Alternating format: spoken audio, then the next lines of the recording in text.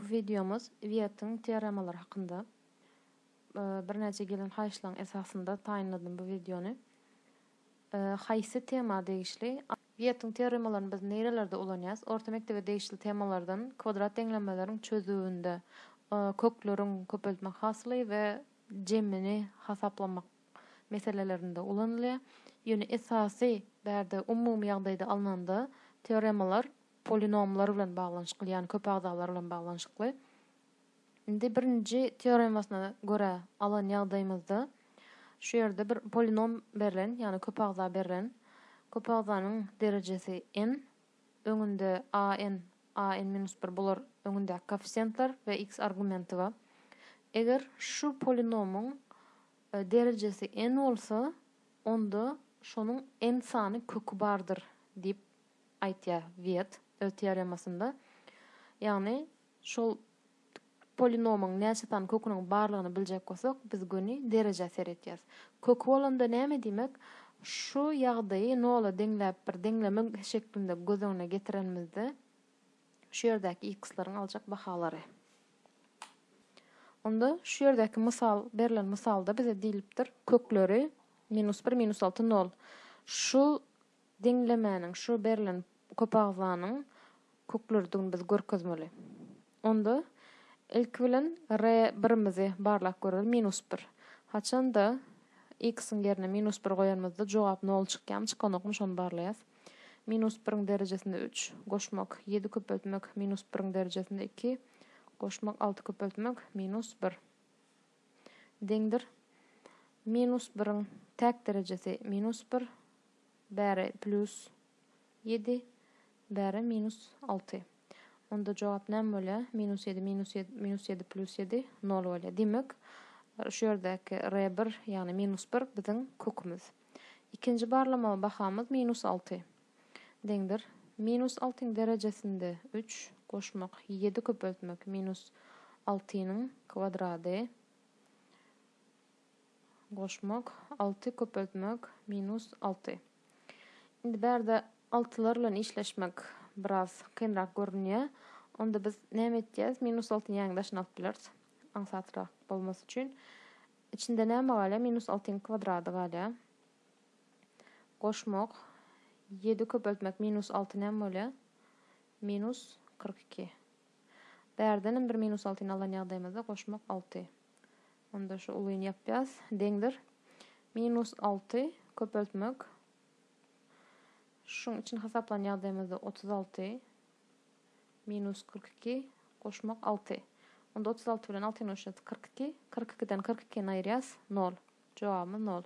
Diýmek şu ýerdäki -6 biziň kökümüz. Iň soňky baha p 0.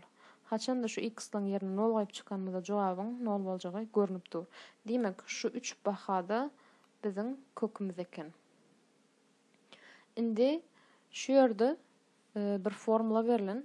Haçanda meniň polinomyň kökleri şöyle r1, r2, r3 diýip berilen bolsa, n sany bolsa, r n çenli gitdi. Onda şol kökleriň jemi şu formula arkaly tapylýar. Şu ýerdäki formula a n diýen bahamyz iň birinji, ýani polinomyň derejesini görkezýän argumentynyň öňündäki koeffisient. Polinomyň derejesiniň nähilek tapylýanyny biz polinomlar temasynda düşündiripdik. Ýani seretýär. X-laryň derejesiniň iň uly bahasy polinomyň derejesi bolýar. Onda a n-imiz şol, ýokardaky şonun soňky gelýän derejedäki argumentiň öňündäki koeffisient, öňünde minus bar. Indi biz buny adatça ulanýan kvadrat deňlememizde formula şeklinde ýazjak bolsak, şu ýerde x1 we x2 diýip iki san seretýäs, ilki kvadrat. Demek şunda iki sany kök bar. Onda x1 goşmak x2 diýen köklerimiň bahasy minus b gatnaşan a bolýar. Sebäbi aşagdaky iň uly baham x kvadrat bolan üçin aşagda a-ny ýazýan, ondan soň gelen baha x öňünde b-ni ýazýan. Indi aşağı seretýän bolyn, berde kub deňleme bar.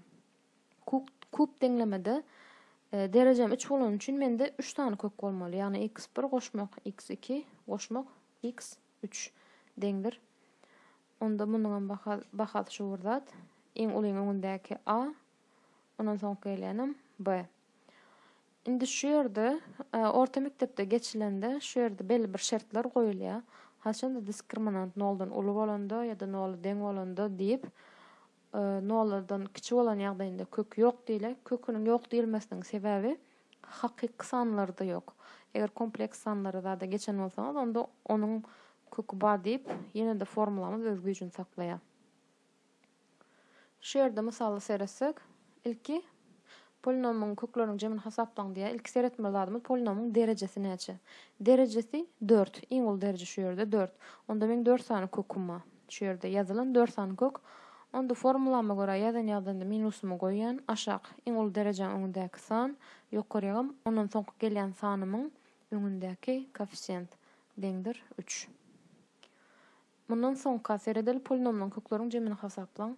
Ona şu ýere seretden 3 2 1 şeklinde gitdi. Polinomyň derecesi 3 diýmek 3 tane kök bar. x1, x2, birim x3 deňdir minusumy goýan. Iň ulyň öňündäki sanymyz 3.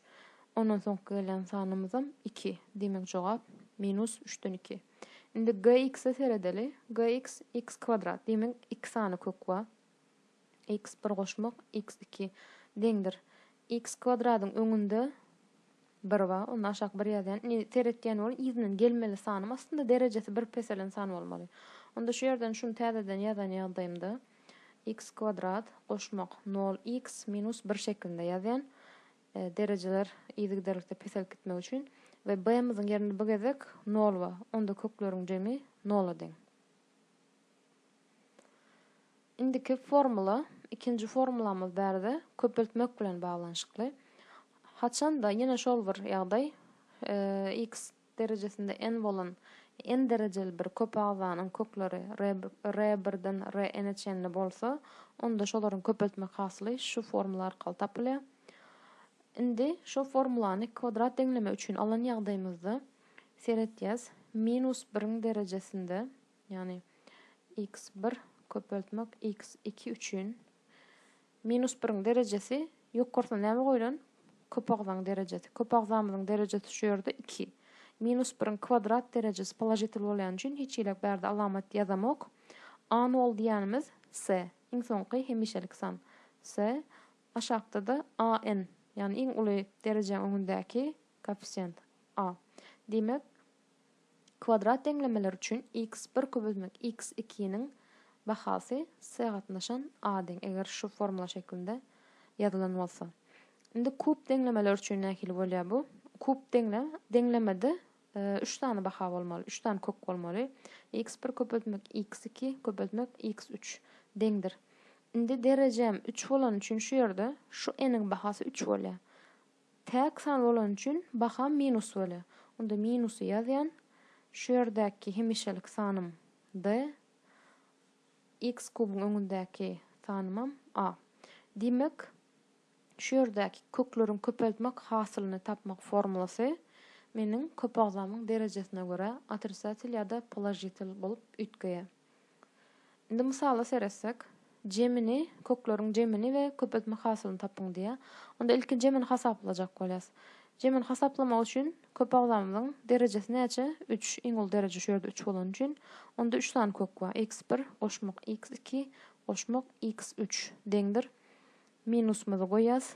Aşakda iň ulyň öňündäki koeffisient 3, ýokarda da 2.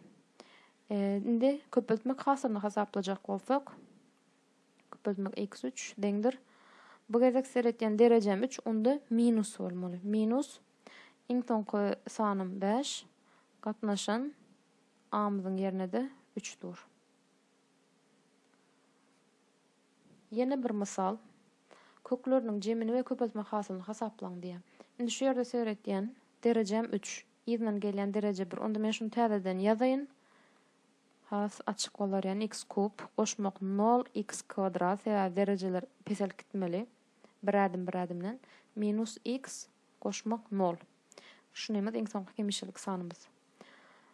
Indi derejem 3 bolan üçin 3 tane kök bolmaly. x1 goşmak x2 goşmak x3 deňdir. Minus b-myzyň ýerine 0 we a-myzyň ýerine 1 we deňdir 0. x1 köpeltmek x2 köpeltmek x3 deňdir. Bu gezek 3 bolan üçin minus. Iň soňky hemişelik sanymyz 0. Aň öňünde ýene 1 bar. Onda diýmek köpeltmek hasylym 0 deň. Onda jemlejek bolsak, Wield'in teoremalaryna değişli jemi 3 tane ýagdaý gördük. Biri polinomyň derejesi bilen baglanşykly.